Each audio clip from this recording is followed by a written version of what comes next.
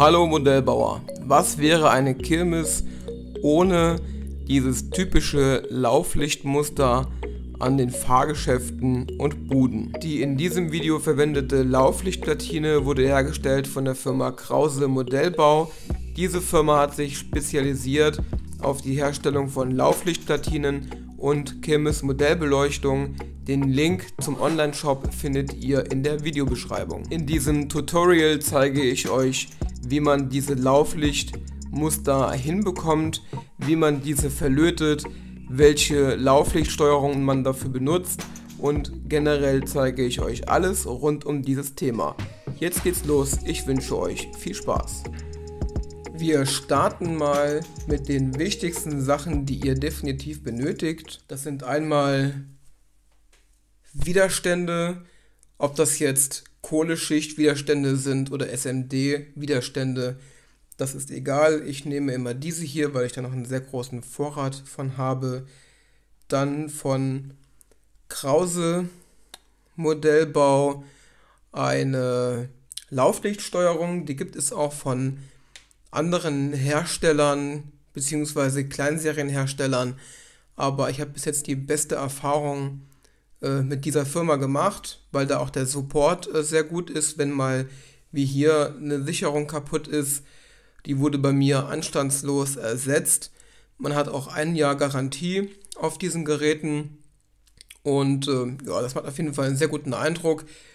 Deshalb habe ich mich schon immer für diese Lauflichtsteuerungen entschieden und natürlich braucht ihr noch solche Steckverbinder. Weiter geht's dann mit dem Kupferlackdraht auf so einer Spule. Hier sind jetzt 100 Meter drauf und der ist 0,1 mm dick.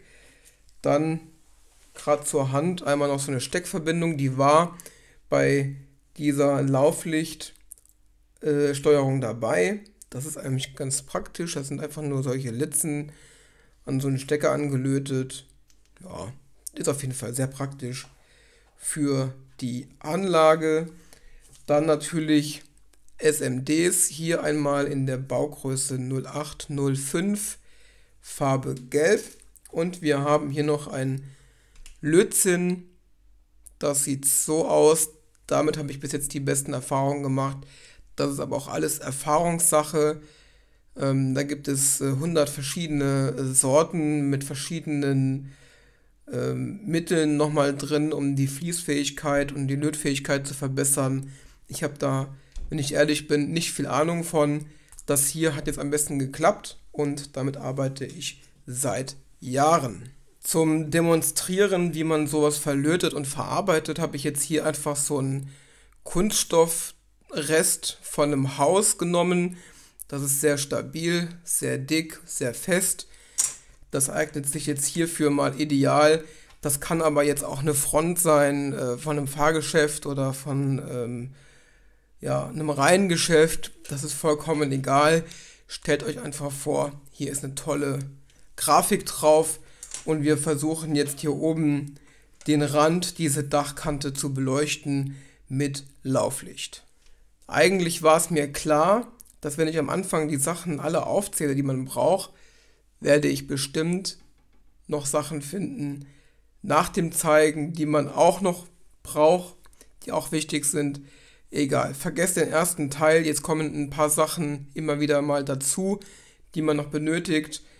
Zum Aufkleben der SMDs braucht man eine Kunststoffpinzette. Der Vorteil gegenüber der Metallpinzette ist, dass die sich nicht statisch auflädt. Dann kann es nämlich passieren, dass bei einer Metallpinzette die SMDs wirklich wie ein Magnet dran kleben bleiben, weil die einfach statisch aufgeladen sind. Das kann euch bei der Kunststoffpinzette nicht passieren. Des Weiteren Sekundenkleber in der Gelform und ein Zahnstocher, eventuell. Dann nimmt man sich ein Stück Kunststoff, irgendwas Kleines, macht sich da ein bisschen Sekundenkleber drauf. So. Und dann kann man mit dem Zahnstocher die einzelnen SMDs auftragen. Ich nehme mal hier ein paar raus. Ja, noch eine Info, das ist eine 3-Kanal-Lauflichtsteuerung, da gibt es verschiedene Größen, 5-Kanal, 6-Kanal, 7-Kanal bis hoch zu 10-Kanal. Mir gefallen die Lichtmuster, ganz ehrlich, bei einem 3-Kanal-Lauflicht immer noch am allerbesten. Dann hat man möglichst viele Lichtpunkte und für den ersten Rutsch werde ich jetzt mal 6 Stück aufkleben.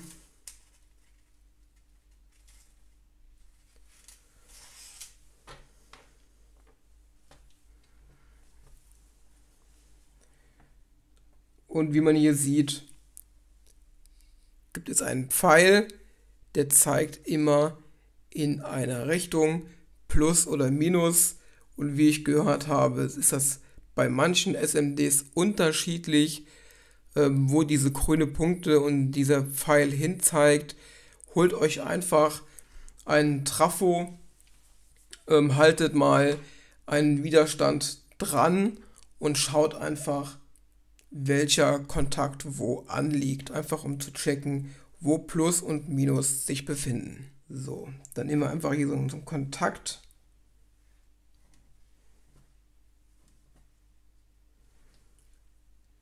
Und halten den mal da dran. Und wie man sieht, Minus ist dann auf der Seite, wo die grünen Punkte hinzeigen und wo der Pfeil hinzeigt.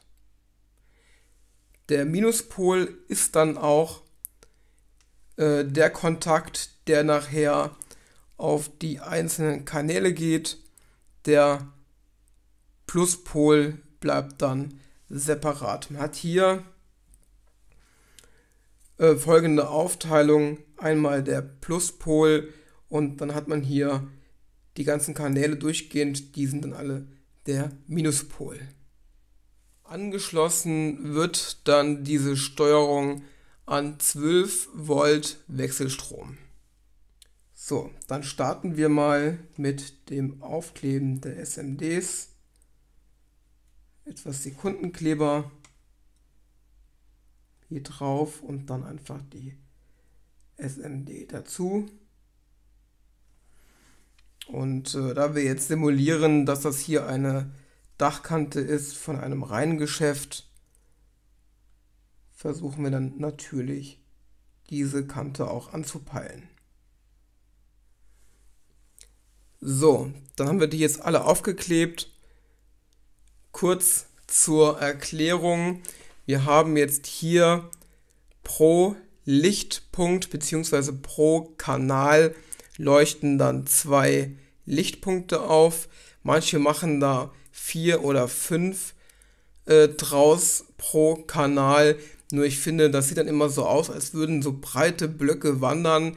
Das gefällt mir nie gut und das habe ich auf meiner Anlage auch überhaupt nicht so eingebaut, weil mir das einfach nicht gefällt. Das ist mir zu klobig. Deswegen, ich lege immer großen Wert auf kleine oder möglichst kleine Lichtpunkte. Und hier ist es jetzt so, dass wir die Minuspole hier in der Mitte mit der grünen Markierung, dass wir die Minuspole quasi zu dem jeweiligen Kanal schicken. Das heißt, hier einmal Kanal 1, hier einmal Kanal 2 und hier einmal Kanal 3. Und die ganzen Pluspole dazwischen, die werden einfach verbunden und gehen dann nachher gebündelt auf den linken Pluskanal. Ich hoffe, die Videoqualität ist soweit okay. Ich drehe das Ganze mal rum.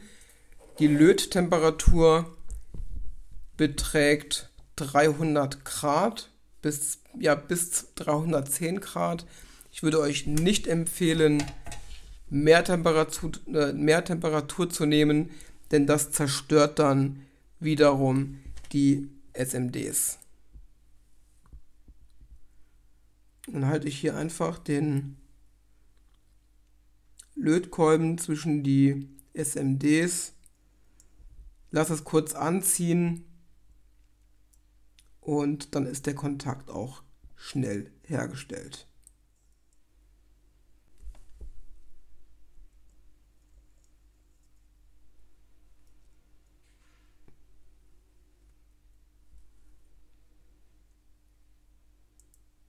So,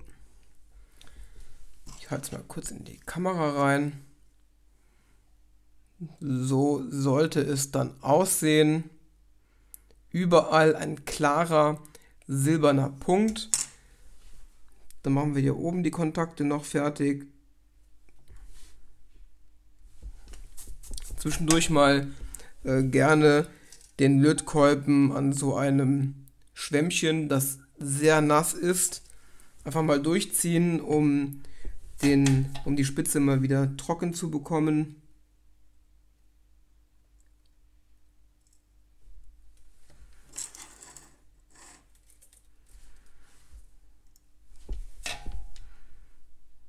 Deswegen nicht wundern, wenn ab und zu mal zwischendrin so ein Geräusch kommt.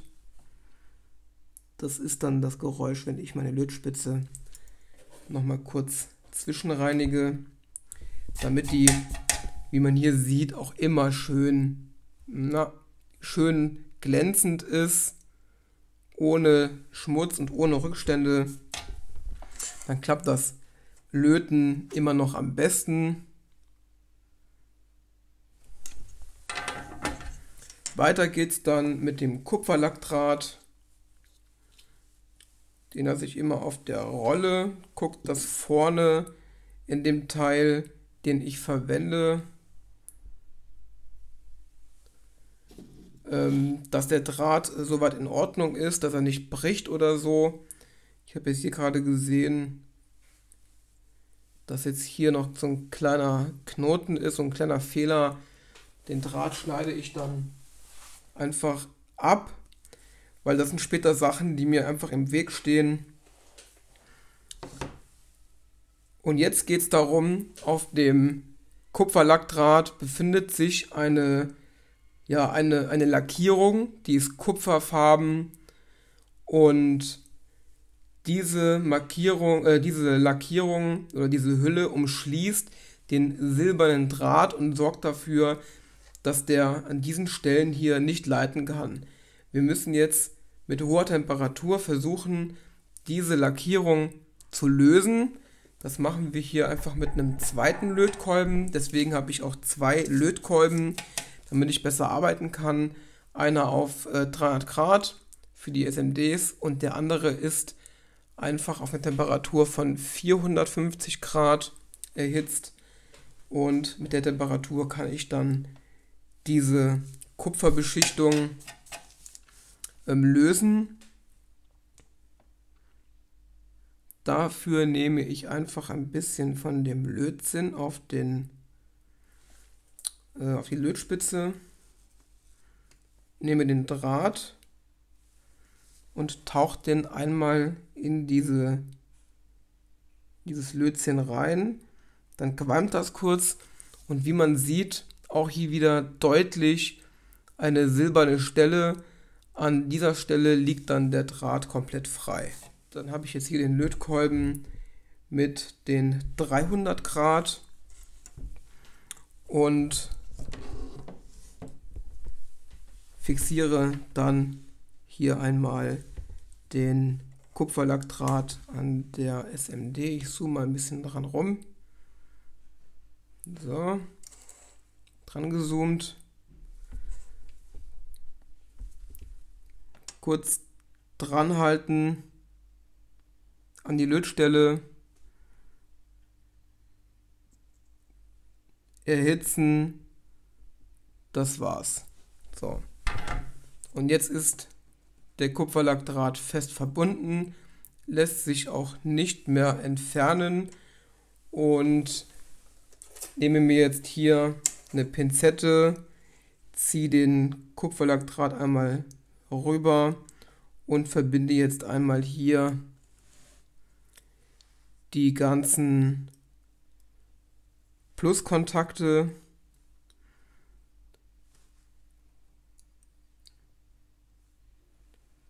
ich knicke quasi einmal hier ab, drücke das so nach oben,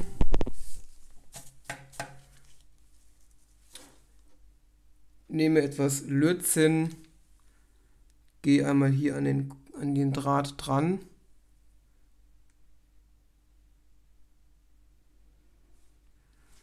und siehe da,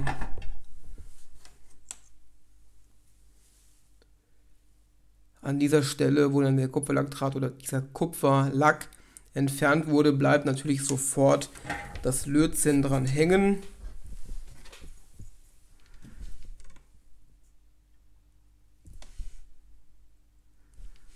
Nochmal dran halten, ups, falsche Gruppe. Einmal ranhalten und festlöten.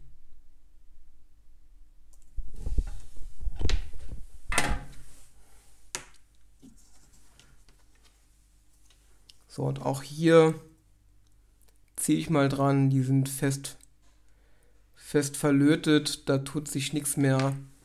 Und damit fahre ich jetzt fort und verbinde mal die gesamten Plus-Kontakte. So, die sind jetzt mal alle verbunden, die Kontakte.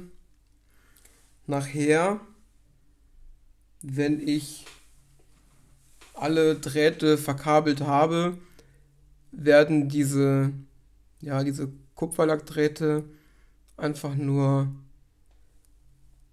an die SMDs rangeschoben, dass die nachher alle verschwinden und dann sieht man auch wirklich keinen Draht mehr. So, und da jetzt die Plus-Kontakte alle verbunden sind und hier jetzt einmal so durchlaufen und die ganzen Plus-Kontakte verbinden, werden jetzt die Minuskontakte hier, hier und hier jeweils auf den Kanal von dieser Lauflichtsteuerung gelötet. Das heißt, wir haben jetzt hier einmal die Kanal 1. Fokussier mal. Kanal 1 geht hier auf Kanal 1, Kanal 2 geht dahin, Kanal 3 geht dahin.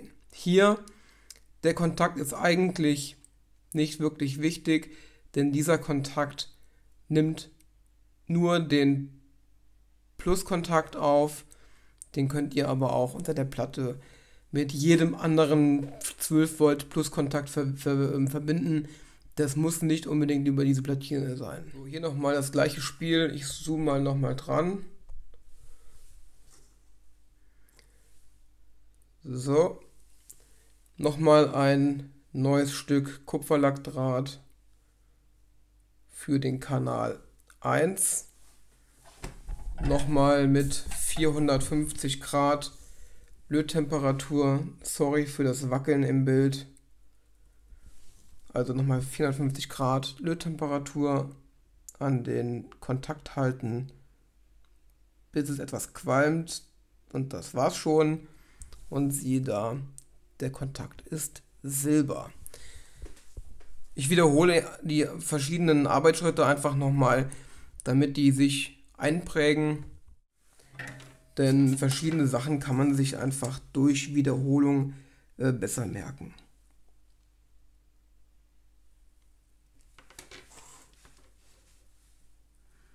So, nochmal angelegt, den Kontakt.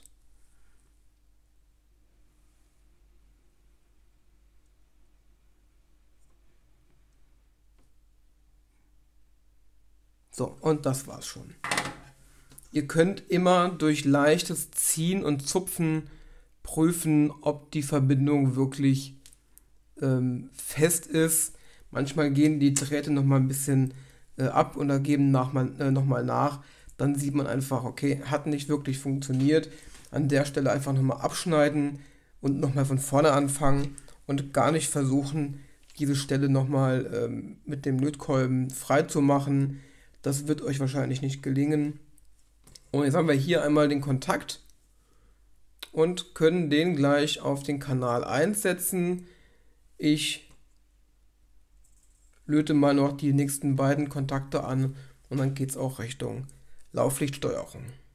So, die Kontakte sind jetzt mal alle angelötet. Das sind hier die drei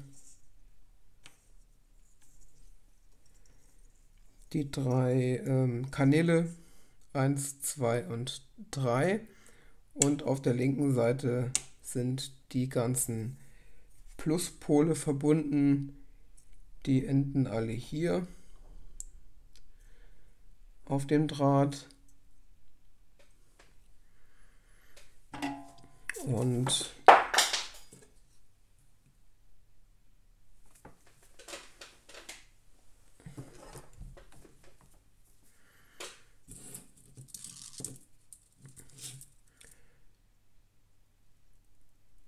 den werde ich nochmal abisolieren, richtig.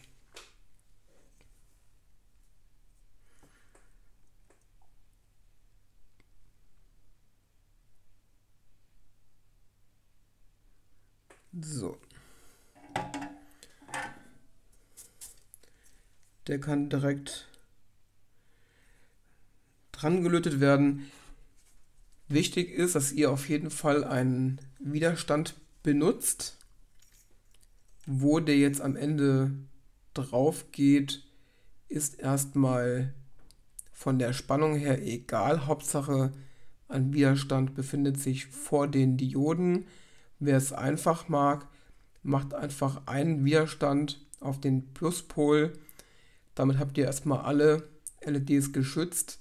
Was aber besser ist und von der Spannung her, wenn ihr viele SMDs verbaut, ist es immer ratsam, die Widerstände vor den jeweiligen Kanal zu setzen. Aber hier in dieser Mini-Ausführung reicht das erstmal, den Widerstand vor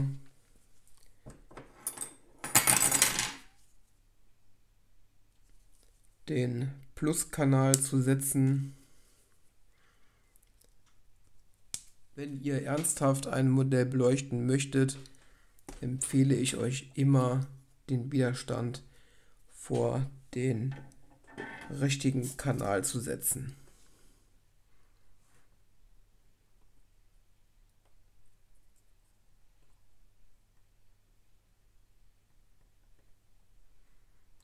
So.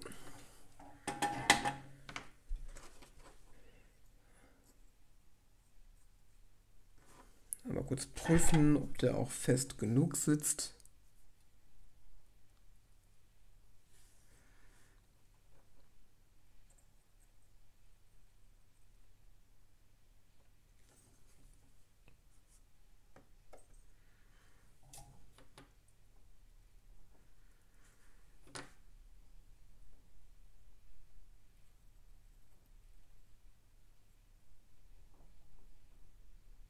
Jawohl.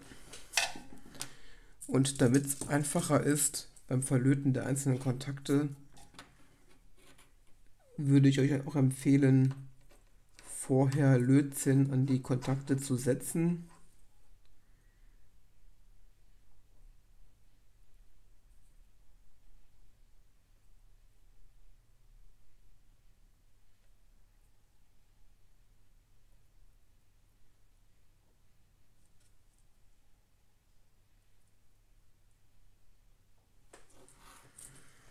Und dann einfach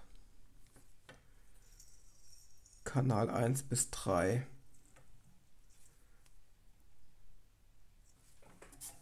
anlöten.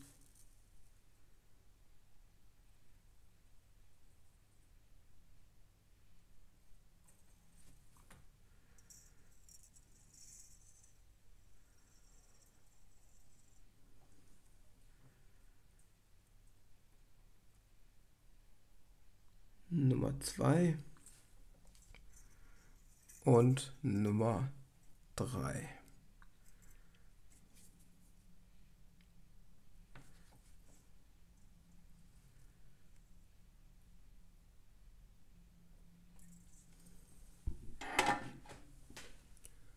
So, das Ganze setzen wir unter Spannung mit 12 Volt Wechselstrom.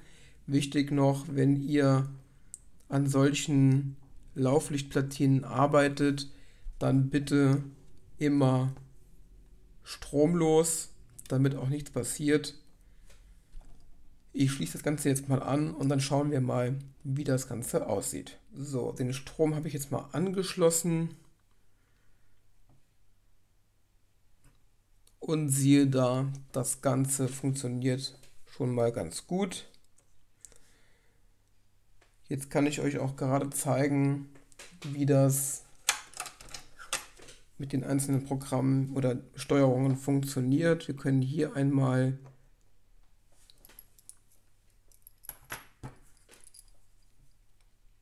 die Geschwindigkeit langsamer stellen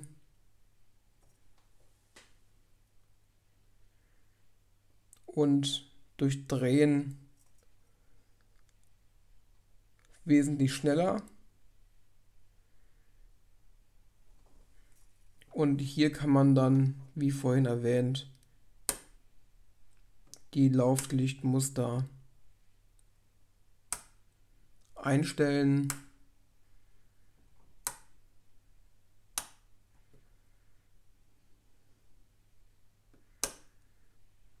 So, 0 wäre dann quasi aus, beziehungsweise diese beiden nicht belegten Plätze sind quasi aus und die 0 spielt die gesamte Reihenfolge an Lichtmustern einfach nur ab. Das kann jeder für sich selber entscheiden, was er gerne machen möchte. Ich gebe jeder Bude immer ein festes Lauflicht und ja, sonst würden ja alle Buden, die ich mit dieser Platine ausstatte, gleich leuchten. So, und damit ihr mal den Effekt auch deutlicher seht, werde ich noch einige SMD-LEDs dahinter setzen. Das sind lediglich die gleichen Gruppen, die jeweils aus 6 LEDs bestehen, mit jeweils 3 Kanälen. Die werden hier nochmal vervielfacht und der Kanal 1 wird dann jeweils mit dem Kanal 1 der nächsten Gruppe verbunden. Kanal 2, 3 etc. genauso. Und dann hat man wirklich über die ganze Länge ein richtig schönes Lauflicht.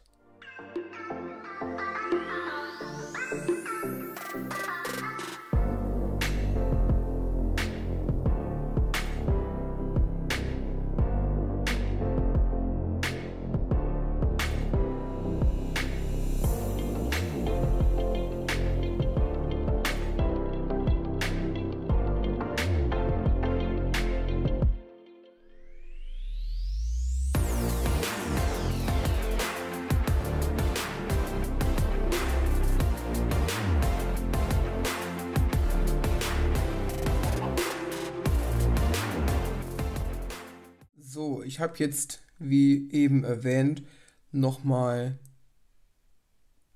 4 Gruppen dahinter gesetzt.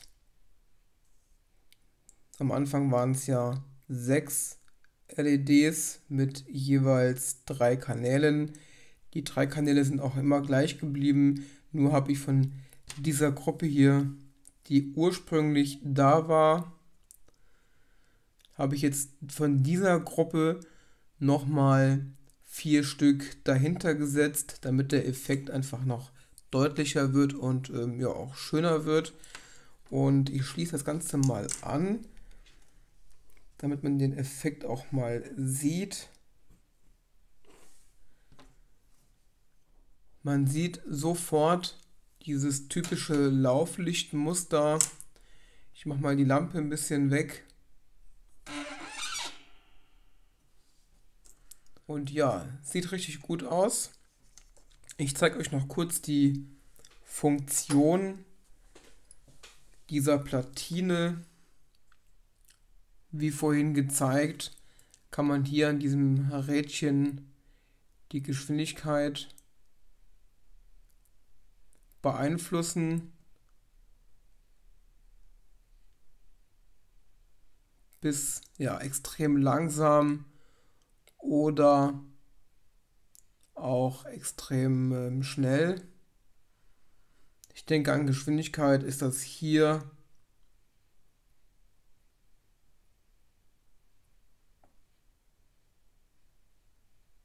ein ganz gutes Mittelmaß.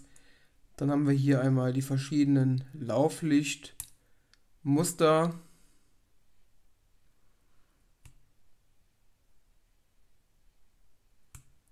Fünf, 6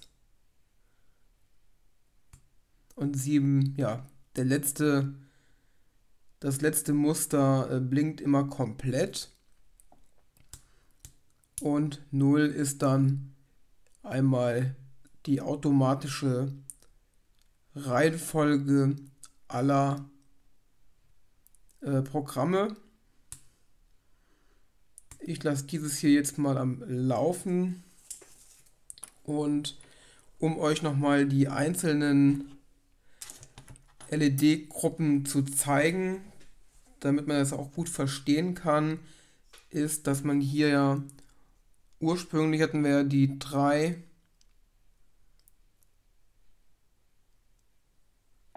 Kanäle mit den 6 Lämpchen, und das Ganze wurde jetzt quasi einfach nur kopiert, und ich greife mal mittendrin einfach eine Baugruppe raus. Das wäre dann so eine, und hier sieht man auch, es ist immer die gleiche Gruppe mit der gleichen Anzahl an Lämpchen, die einfach nur fortgeführt werden. Also 6 Lämpchen, 12, 18, 24 bis 30. Insgesamt sind jetzt 30 Stück verbaut. Und das ist auch das Einfache an dieser Technik, dass das Ganze sich immer nur wiederholt und eigentlich immer nur das Gleiche ist. Und das sieht nachher durch die vielen Lichtpunkte einfach wesentlich aufwendiger aus, als es eigentlich ist. Ja, wir sind jetzt hier am Ende angelangt. Ich hoffe, ich konnte euch das gut zeigen, damit ihr es auch gut nachmachen könnt. Wenn ihr Fragen habt, dann stellt diese gerne in die Kommentare rein. Die werde ich gerne beantworten. Und wie ihr dieses Kabelwirrwarr,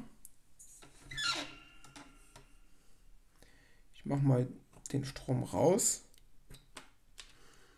und wie ihr dieses Kabelwirrwarr entfernt und richtig schön versteckt, das zeige ich euch hier oben rechts im Video. Da könnt ihr gerne mal reinklicken. In diesem Video zeige ich euch unter anderem, wie man diese Kabel schön verlegt. Ich danke euch fürs Zuschauen. Wir sehen uns. Bis bald.